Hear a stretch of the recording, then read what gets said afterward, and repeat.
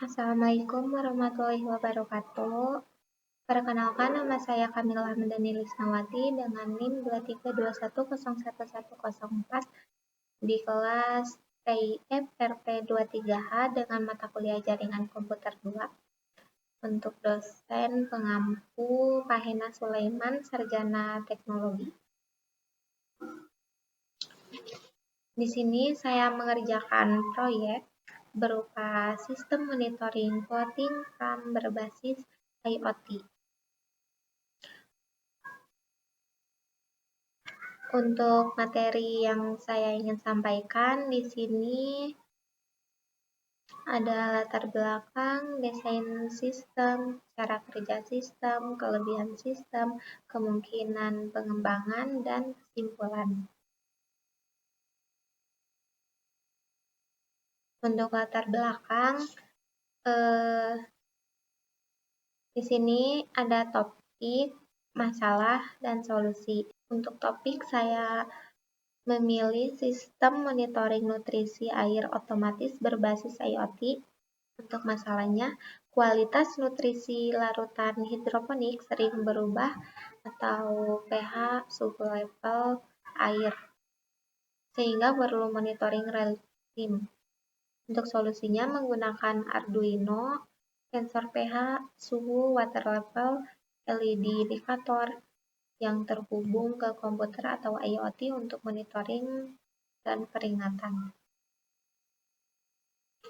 Untuk topologi atau diagram jaringan IoT, sensor, Arduino, serial monitor, atau komputer. Yang kedua ada LED indikator sebagai output lokal. Yang ketiga ada sistem bisa dikembangkan agar data terkirim ke platform IoT atau cloud untuk monitoring jarak jauh.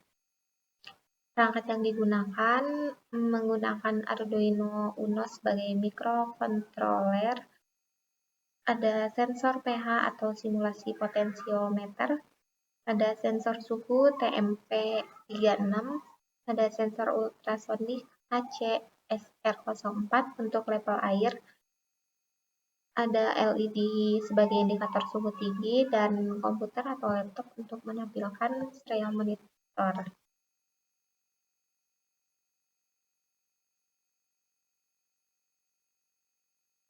Nah, floating farm itu kan adalah praktik pertanian di mana tanaman ditanam di atas platform yang mengapung di atas air. Jadi kayak daerahnya itu sering hujan atau tidak ada tanah yang kering. Jadi seperti itu misal. Langsung aja ke proyeknya. Saya sudah membuat IoT-nya. Di sini menggunakan ultrasonic distance sensor untuk mengukur ketinggian air. Lalu ada TMP untuk mengukur suhu air. Ada juga potentiometer itu untuk mengukur pH air. Nah, untuk ketinggian air ini sangat penting karena akar tanaman yang akan ditanam itu menentukan seberapa dalam atau seberapa tinggi dari ketinggian air untuk menyampai ke akar. Untuk suhu sendiri, yaitu idealnya berapa sih untuk tanaman? Nah,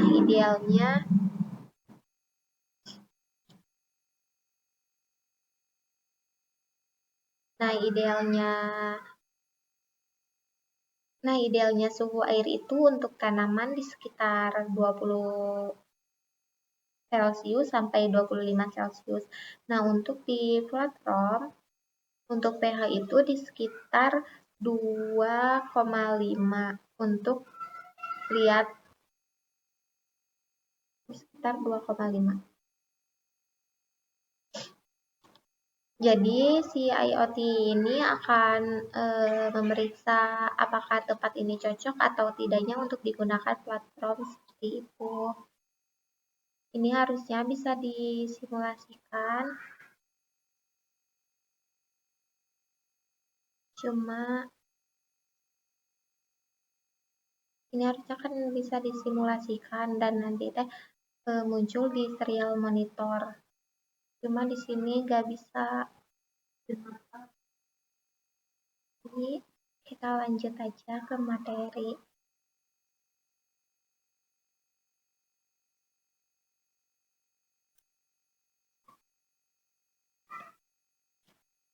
Nah, untuk cara kerja sistem itu kan tadi sensor mengukur pH, suhu, dan level air secara terus-menerus. Arduino memproses data, menampilkan di serial monitor.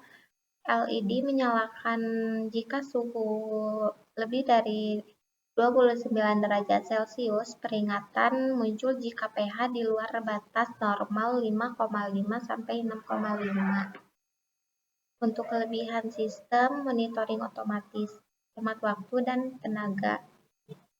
Peringatan di sini jika kondisi air tidak optimal untuk mencegah kerusakan tanaman. Mudah dikembangkan ke sistem IoT untuk monitoring jarak jauh. Lalu ada kemungkinan pengembangan, integrasi dengan platform IoT untuk akses jarak jauh. Yang kedua ada otomatisasi pompa atau sistem nutrisi berdasarkan data sensor. Selanjutnya ada penambahan sensor lain, misal AC atau konduktivitas untuk kualitas air lebih lengkap.